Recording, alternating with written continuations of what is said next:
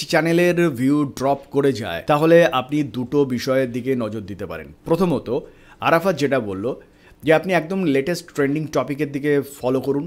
দ্বিতীয়ত আপনি যখন কন্টেন্ট নির্বাচন করছেন লক্ষ্য করে দেখুন যে সেই কন্টেন্টটা ইতিপূর্বে কোনো চ্যানেলে পাবলিশ হয়েছে কিনা।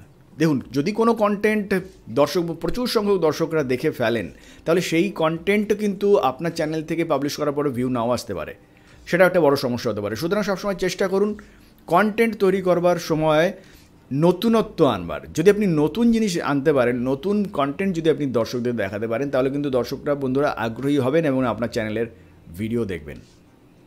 তবে কপি পেস্ট ভিডিও তৈরি করবার সময় সবথেকে গুরুত্বপূর্ণ বিষয় হচ্ছে এর যে স্টোরি লাইন রয়েছে সেটা। দেখুন, আপনি চাইনিজ অ্যাপ থেকে সরাসরি ডাউনলোড করেই যদি হুবহু সেই ভিডিওটাকে আপলোড করে দেন কোনোভাবেই কিন্তু আপনার চ্যানেল মনিটাইজ হবে না, সেটা কিন্তু সমস্যায় পড়বে। সেই ভিডিওটাকে এডিট করবার সময়ও কিন্তু আপনাকে বিশেষ পারদর্শিতা দেখাতে হবে। ভিডিওটার পিছনে যে ব্যাকগ্রাউন্ড রয়েছে, সেখানে যে স্টোরিটা রয়েছে, এই গল্পটা, এই যে স্ক্রিপ্টটা কিন্তু অত্যন্ত ইম্পর্টেন্ট। এই স্ক্রিপ্টটাই কিন্তু হচ্ছে একজন ক্রিয়েটারের নিজস্ব পরিচিতি, এর দ্বারাই কিন্তু ভিডিওটা একটা ইউনিক ভিডিও তৈরি হয়ে যায়। তাহলে আরাফাত, তোমার কাছে যেটা জানতে চাইবো, তুমি যখন কপি পেস্ট চাইনিজ ভিডিওগুলোর ভয়েস ওভার করো, এই যে স্টোরিটা